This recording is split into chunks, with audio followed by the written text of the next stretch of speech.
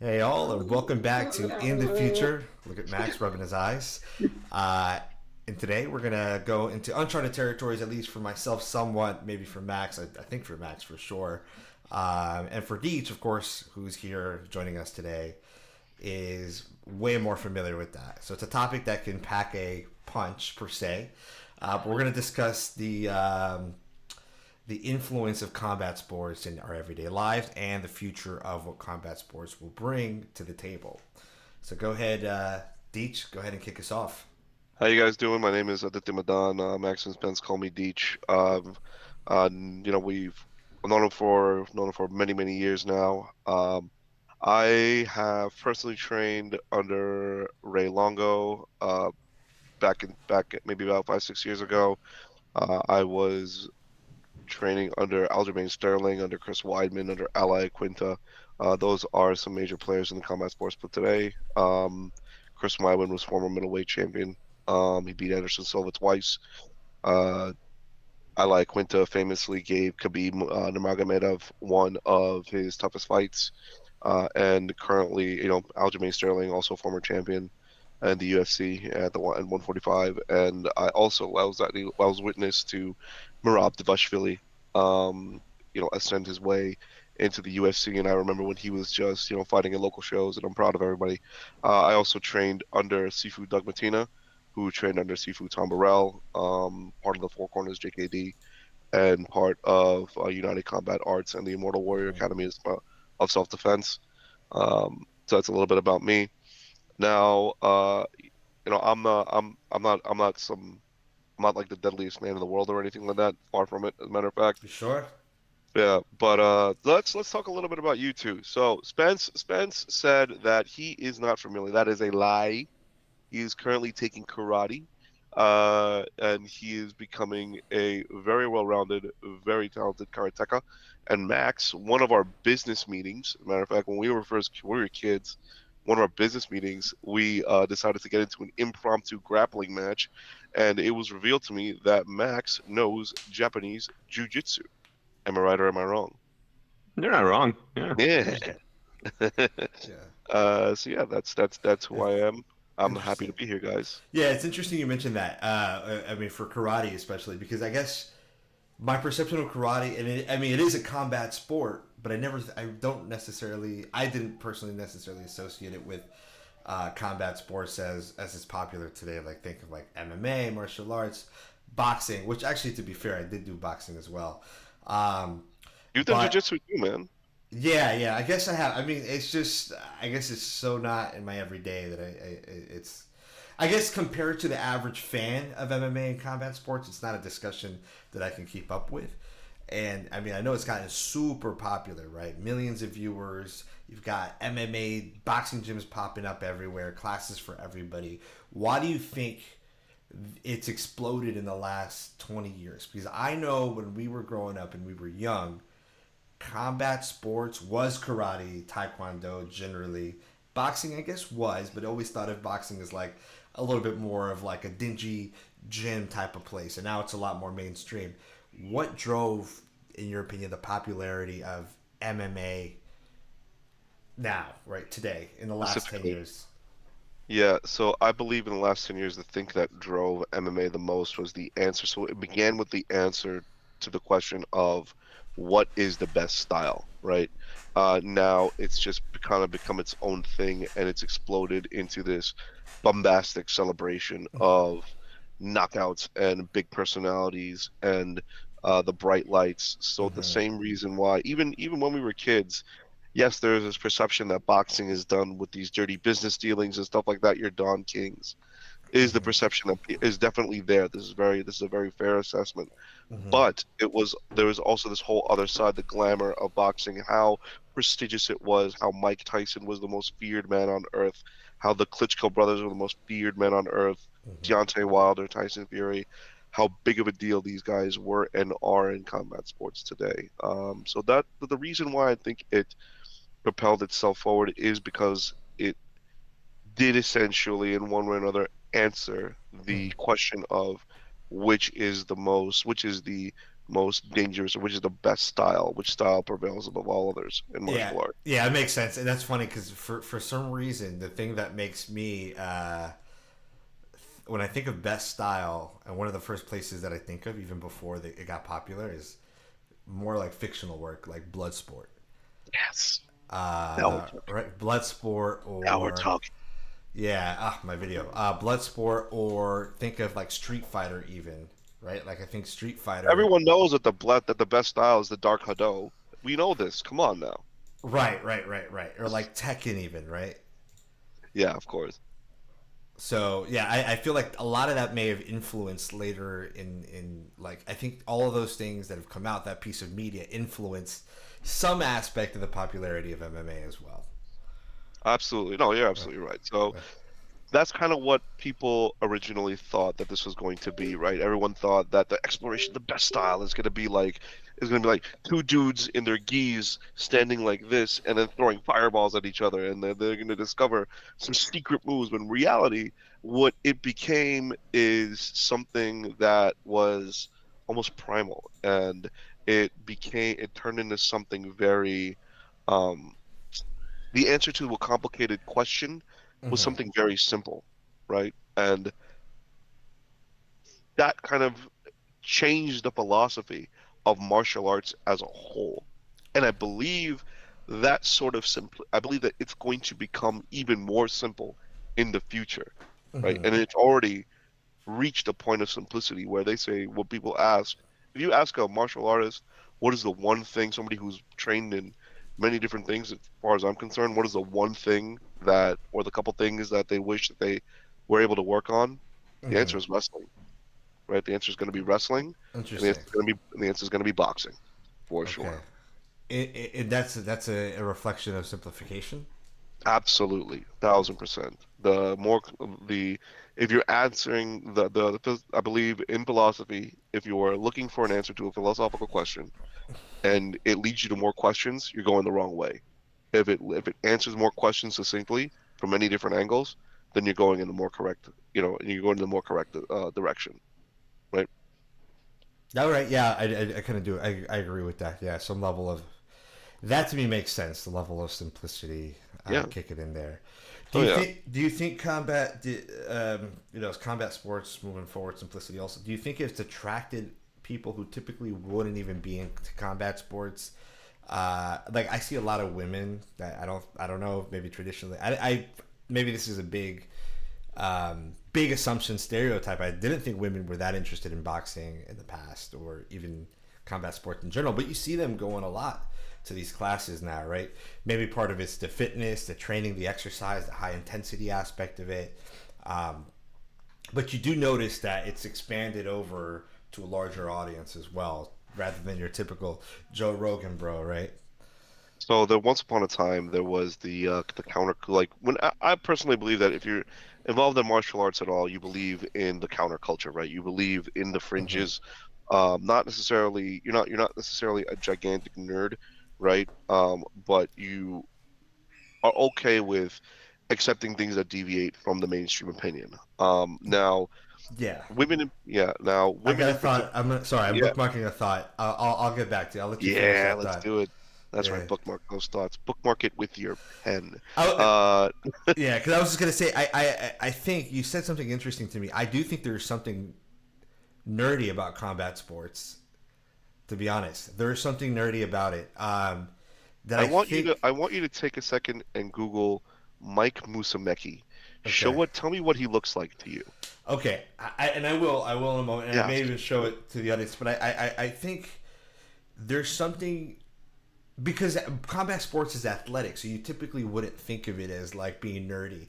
But when you put it next to something like a sport, right, a non combat sport like a football or a baseball, you don't typically consider a combat sport the frat bro, or I mean you can, it can be, but it doesn't, it's not necessarily um the atmosphere or the perception of the martial artist comes from two origins, right?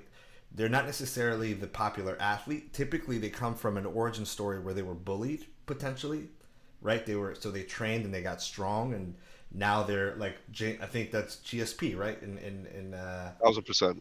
GSP. A lot of these guys, right? They came from, oh, I was like a small kid when I was young, and now I've trained up. So, and then there's also the media aspect that I mentioned with Street Fighter and Blood Sport. They're a Karate Kid. I'll even add into that to the mix. You That's should something definitely like do that. there's something like there's a fantasy, there's a nerd fantasy there about combat sports and MMA. Absolutely. However, I think in the modern day, I think they're converging. Oh yeah, for I sure. think they're converging now, like where it's like So the what I've seen, yeah. to your point, what I've seen is you're absolutely right. Yeah. So you have, it depends on the combat sport, of course. You have these very physically gifted people who just kind of want to kick some ass, right? Those guys run the kickboxing gyms. They run the kickboxing gyms where they'll be weight bullies. They'll bully you around the ring. I've definitely gotten my head kicked in by some guys who are frattier, right? Frattier bros, especially in New York. But the real cerebrality comes in when you're talking about the grappling sports, right? Mm-hmm. Yes, you have your high school wrestlers, of course, that could become college wrestlers, right? And you consider them to be frat bros. But the truth is that those guys don't drink. The people that run at the highest echelon of wrestling, they don't drink. They have to control their diets. They can't socialize with a lot of other people Mm-hmm. because that invites too much temptation for them to deviate from a very strict diet. They have to make weight before every match. Mm-hmm. Sometimes they have to make weight every week, right? Now, in the jiu-jitsu world, there is this element of it being very much like human chess, right? Um, a lot. They talk about leverage and timing and dynamics of movement and Mm-hmm. explosiveness, and they discuss the physicality, and they do so in a very scientific way, right?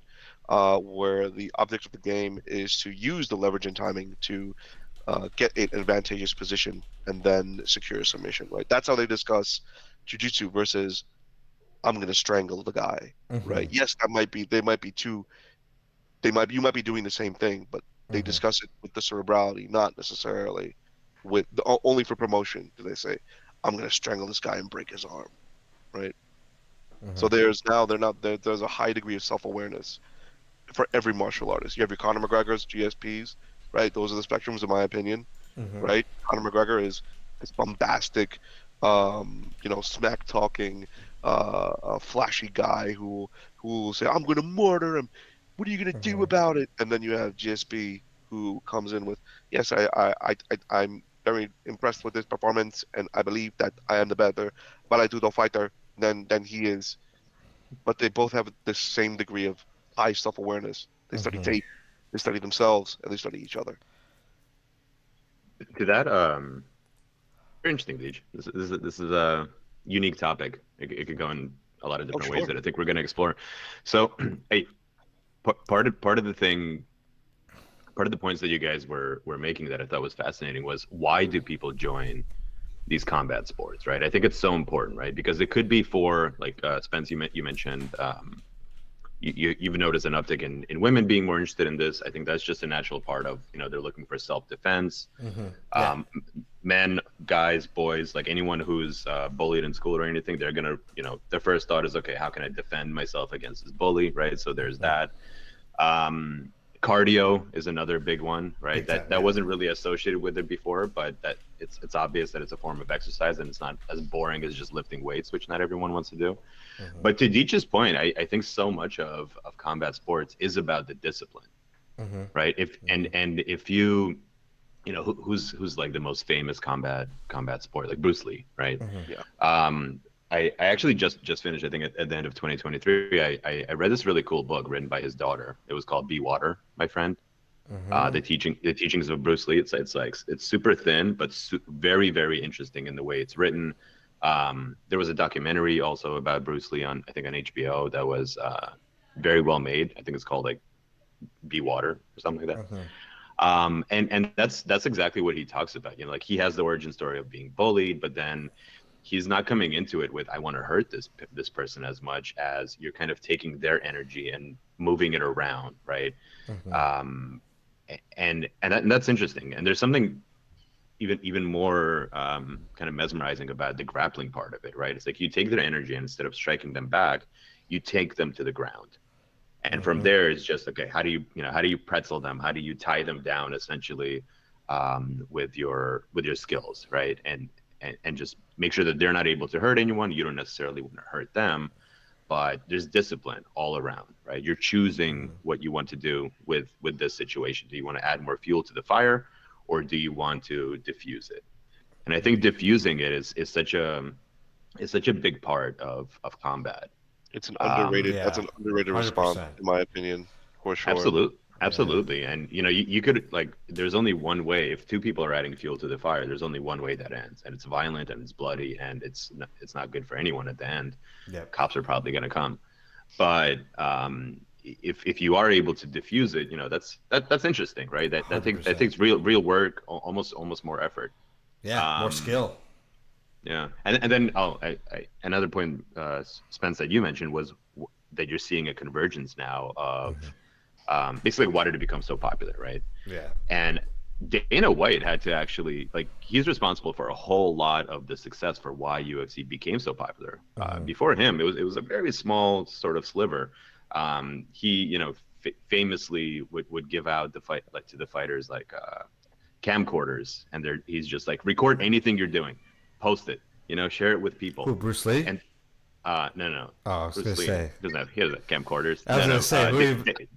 Dana White. Dana White. Okay, I was going to say Yeah. Because before that, think about what used to be promoted. It was only in Vegas you would have fighters like the famous boxing, right?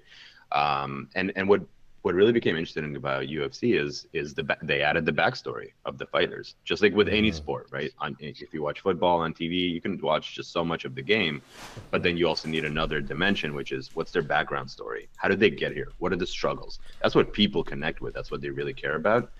And it's also where they see a lot of themselves. They're like, okay, I can do this.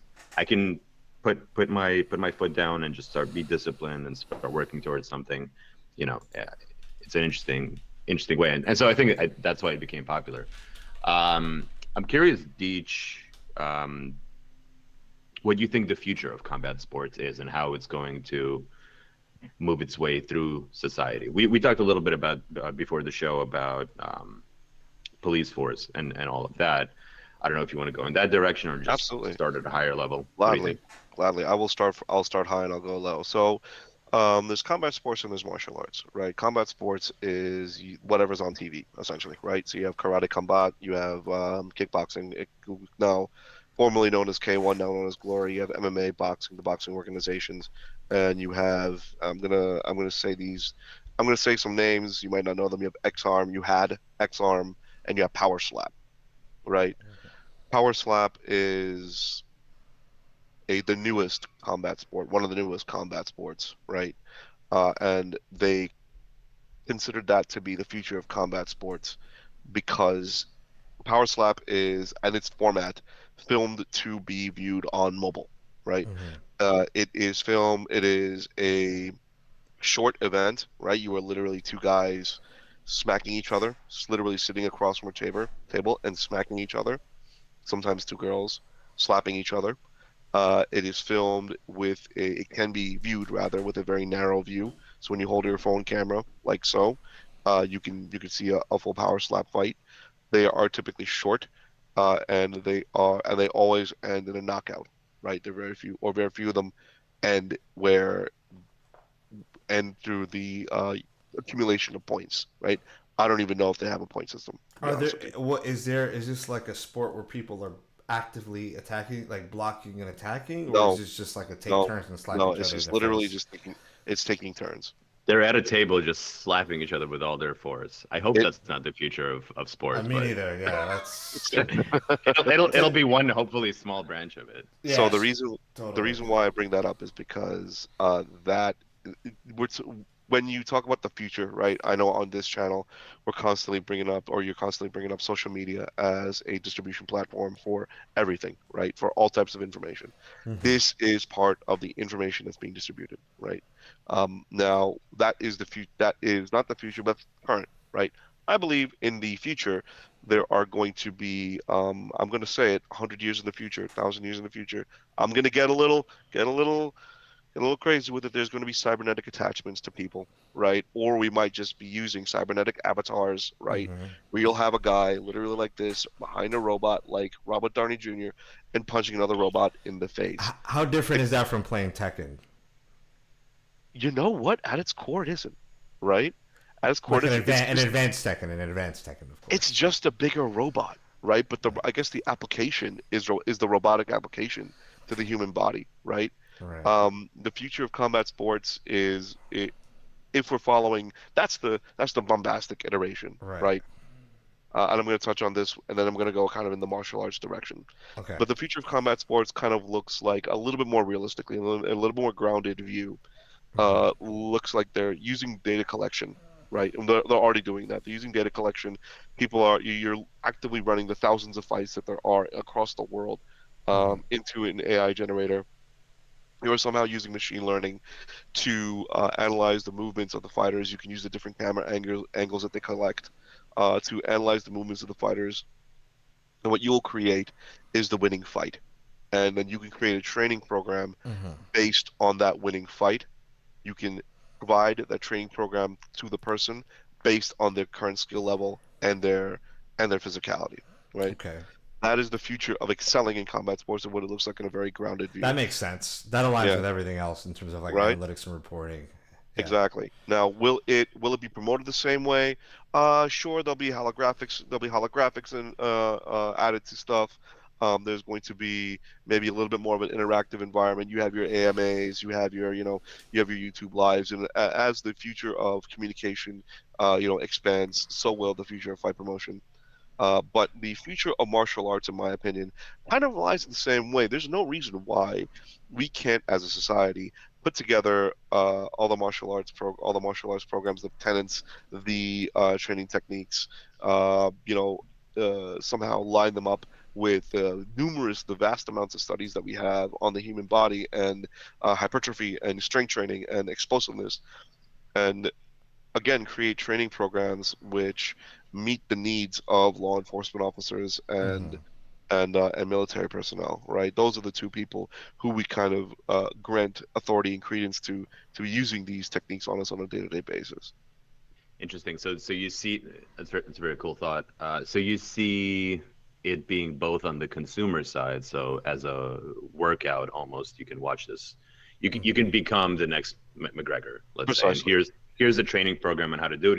Here's how to lose the fat. Here's how to gain the muscle. Here are the Precisely. techniques and how to do it properly, and That's then interesting. analyze. If you think about a product today, like the mirror, right? You guys Yes. know what I'm talking about, right? The Yeah, workout yeah. mirror. It's like the Oh, work. sure. Yeah, Yeah. yeah, I yeah. thought you meant to. It's I thought you were making a joke and actually talking about mirrors, Max. No, no. Yeah. Yeah, the product today, the bathroom mirror. Have you seen one? Um, Quick question, Max. Have you seen one of those in real life? The mirror. yeah. Okay. Really? Everybody has it. They actually Uh, got acquired by who has it? Lululemon. Who's? Lululemon. Well, you said Uh, who, who has it? You who said. has it? A friend of mine. Oh, okay, okay, got it, got it. I've only seen Um, it. I asked because I've only seen it in advertising. I've never actually seen one in real life. I tell you, it's as you predict, or as you can imagine. Once you buy it, it goes from being a workout mirror to pretty much just being a regular mirror, where people just forget to even turn on the workout program. Got it. Yep, yep. So I agree with Deej. I think that is Deej frozen or is he? No, I'm right here. I know he's here, dude. So I agree with Deej. There's a very interesting, obvious path to a consumer model where people can become the fighter that they want. That's interesting. The last thing that you said though is I think so much cooler in terms of its usefulness, and that's how do you get, let's say the NYPD to Right. get better at instead of like there's actually a very very interesting change happening right now. There's a whole lot of pushback against the police using their guns, right? It's Yes. just like it's almost just like don't do that, right? Okay. Use a taser. That should almost be the maximum. Literally, lethal force should be the last resort, as it should have Right. been for a Mhm. very long time. But now there's political pushback on that. So good. Be then underneath let's say under the taser, there's you can have a conversation with people, right? To just diffuse the situation, Right. Which is another good move. But somewhere in between there, you need a police force that is able to resort to hand-to-hand combat potentially Yeah. to subdue the the suspect that they're going for. Wait, silly and question. that's Are they not trained on hand-to-hand combat today? Yeah, but they have a minimal, from my understanding, they only have they don't have, the training program in general is not that long, right? Okay. I think It's they, very short. The yeah, graduation class is almost comes like that, and they teach you just the core basics. Very little focus on psychology and discipline, and how to really where a lot of the bad interactions between police and everyday citizens, what it comes down to is fear, right? The police officer is afraid that the person that they're talking to is going to pull a weapon on them and they're going to lose their lives, and as a result they try to get ahead of that. But you know, obviously there's no winning in this situation, right? Like someone is going to get hurt. And so if you introduce more of this hand-to-hand combat approach to it, you know, where they can get closer to you and maybe slap the gun away, even if the person has it, or whatever that spectrum ends up looking, I think the rate of lethal encounters between police and citizens will dramatically decrease. And then if you add on top of that, you know, more psychological, like empathy training, where you can diffuse a situation with your words instead of automatically going to the point of last resort, that's how you change interactions, right? That's how you get the trust that's been eroded between police and citizens. That's how you get that to kind of rebuild a little bit. Yep. But it's fascinating, man. Like if people actually learn how to there's something between Steven Seagal level of hand-to-hand combat and what the police know today. That's where we should aim. Have you ever seen the way Steven Seagal runs? He runs like a 12-year-old girl. Yeah, just, you know. But you're absolutely right. I agree. To your point, martial arts in its culture, in the culture of martial arts, when you're trained from a at a traditional school, which I think is very important, there is a culture of empathy. There is a culture of avoiding violence. There is a culture of violence being your last resort. That only adds to the empathy training, and there's a way to find your zen within a chaotic situation, finding calm within a chaotic situation. There is a culture of that. The practice of that definitely exists in a lot of these more traditional gyms, and I'm talking about specifically your karate, kung fu schools. I've never taken taekwondo, but the other schools that I've been in jiu-jitsu and sambo and boxing gyms, right? That's there, but it's a little bit less, right? It's talked about colloquially, or it's talked about casually, but it's not enforced the way it is in a karate and kung fu school. Now, in the future, law enforcement, I believe, should definitely invest more time in learning combatives. I think for their safety and for the safety of whoever they're having that type of physical interaction with is going to dramatically improve. Yes, you never know when somebody's going to have a knife. Yes, you never know when somebody's going to have a gun and pull it out. Yes, you can't account for footwear and what the ground is going to look like, but that's already the case nowadays. And you have to as if I was putting myself in the shoes of a law enforcement officer, I would want to prepare for when I am without any sort of assistance, and it's just me and this one or possibly two other people, and I want to make sure that I can, if not eject myself from the situation, at least subdue my suspect and do so safely without hurting them, because that's bad for everybody. I would also add that I think that any type of combat sports typically adds, I mean, I don't know, this might be generalizing, but I think it adds a level of discipline, kind of like a mental self-control. I think most people who feel like they can defend themselves physically also don't exude the energy of, I need to act really, have to physically destroy this person. Like they're Sure. a little more controlled, they're a little more confident, they're a little more comfortable in a situation, so they can think a little clearer. So rather than put somebody, slamming their head on the floor through concrete, they may just, be able to subdue them in a less fatal way. Sure, you're absolutely right. Now, you talked about a culture of fear, right? There very Mm-hmm. much is a culture of fear. There are, without getting too much into it, there Mm-hmm. definitely are your law enforcement officers who ascribe to a us versus them mentality. As a matter of fact, it's kind of being pushed. And the reason why that is because a lot of yeah, I know in this on this show you guys like to talk about certifications versus degrees, gaining certifications, gaining expertise in a very how can I explain it? A demonstrative way, right? A demonstrative and quantifiable way. How do we quantify the expertise that we gain in a way that makes sense to other people? Mm-hmm. One of the ways is certifications, right? So MCMAP, the Marine Corps Martial Arts Program, exists. Once you go through MCMAP, there are levels to MCMAP. Once you go through MCMAP, you are an expert in the Marine Corps Martial Arts Program. SPEAR, I believe, is Canadian, and SARS is U.S., and these are all for military. I tried to look into it Interesting. for long, Okay. right? I tried to look for it in law enforcement. I could not find any other than FBI combatives and the FBI providing training to law enforcement officers. What that means is that what you have are local Mm-hmm. people. So you'll have your karate school, right, teaching law enforcement officers, or you'll I, have your jiu-jitsu school that I've teaching seen, law. by the way. I think I've seen programs Exactly, like that. Yeah, yeah, yeah. That I exactly, think I have seen. exactly, But it's not. I think that, and the thing there though is that it's not standardized though. Like it's not like exactly. that's the problem. It's not like Yes. every person has to take it, right? Exactly.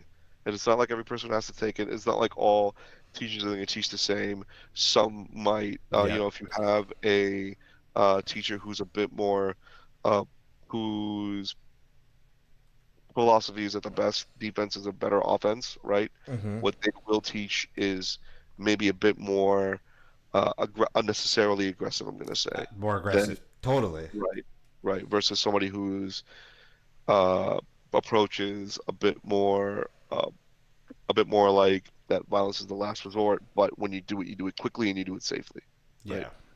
Yeah. So that's what it currently looks like in the future.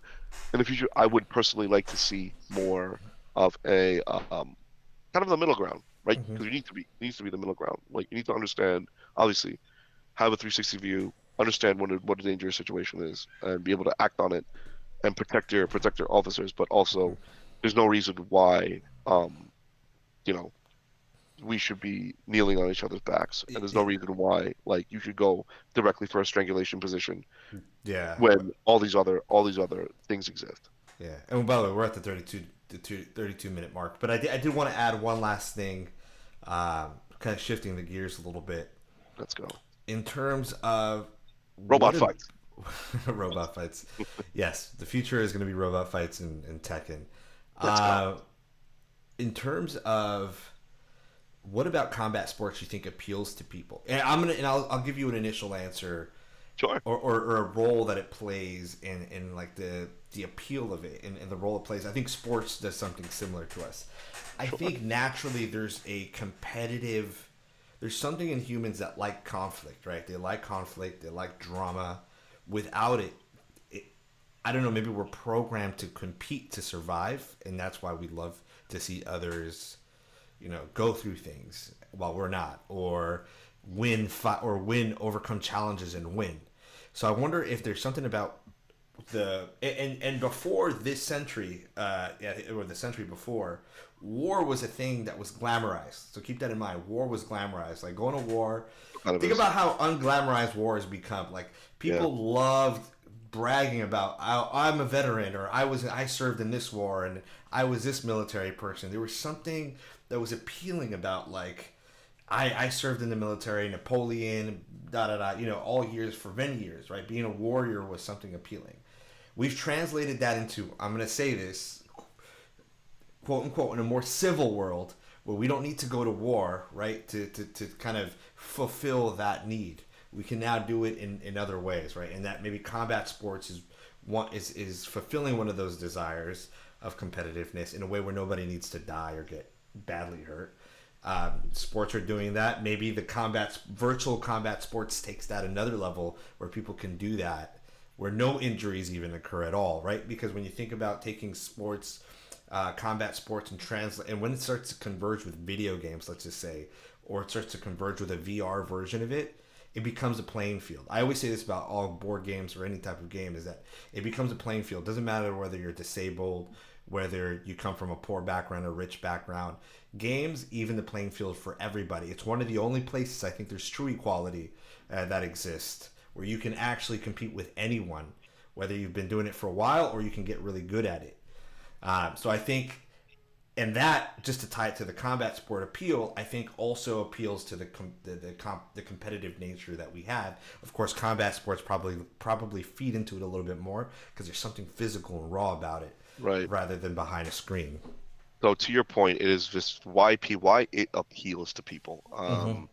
There's a bunch of different answers to that question, but I'm gonna go through the ones that I believe are the ones that probably tap into the psychology of the human condition a little bit more. Yeah, tap into that So, piece. yeah. To start with, it appeals to people because, hey, people love a knockout, man. That's all there is to it. That's one of the people love a knockout. People love watching two. That's drama, though. That's drama. That's Exactly. seeing somebody lose. You know, there's Right. something still that's like, oh wow, that wasn't me that got knocked out. Thank God it was him. It wasn't me. Yeah. Better than me. But people like seeing. There's the video game aspect, the voyeuristic aspect of watching two people who are the experts in their field or perceived experts in their field going at it, and then coming to a bone-crunching, visceral resolution of who was the better man, right? There is the cerebral aspect of it where you have two people feeling each other out and being tentative and then acting in an explosive manner and within what's called the scramble, right? Where things are a bit chaotic. There's no neat action, right? You find out who has the more explosive and the better timed reaction, right? Who is the better one at this martial art, at this particular aspect of the game. On the ground, you see the workings of the brain. You literally see people's brains working, right? Yep. In like a almost like poetry in motion. They need to fight for essentially their lives, right? Because the idea is that or where they have the headspace that they have to put themselves in is that if this guy breaks my arm, he can kill me. If he strangles me, he can kill me. If he breaks my leg, he can kill me. So I'm literally fighting for my life. Now, and I think people watching that drama unfold, right, is why it's so popular, right? But another reason why it's so popular is because, you know what, this kind of adds to it where you touched on it. People see themselves in that situation, right? They connect with particular fighters, right? The better that a fighter can tell their own story, the more relatable that they are. You have people like McGregor who are bombastic and flashy, sure, and people like GSP who come from a very humble origin and stayed humble. You have Dustin Poirier, who's very altruistic. You have Cody, what's his last name? Colby Covington, right? Who loves Donald Trump and lives Donald Trump and wears his MAGA hat every day. So people that kind of gravitate towards Donald Trump as a figure might like him. And you have all these extremes of the human condition that are being portrayed, and people kind of latch onto them, not latch onto them, but follow them like a tribe. That is also why it's Tribe become so mentality. popular. Tribe Right, mentality. exactly. Okay. This type of person is the type of person that I am, and they're succeeding, so maybe I can too. And I think that's those Absolutely. like some of the reasons why it can be popular and will be popular in the future. Yeah. Yeah. Cool. Do we wrap it there? Let's These are all wrap it excellent there. points. All right. Guys, it was an absolute pleasure being on here. Nice having you, Deej. Yeah. Thank It was you. fun. Thank you. Talk to you guys soon. Be safe. Later. Yeah.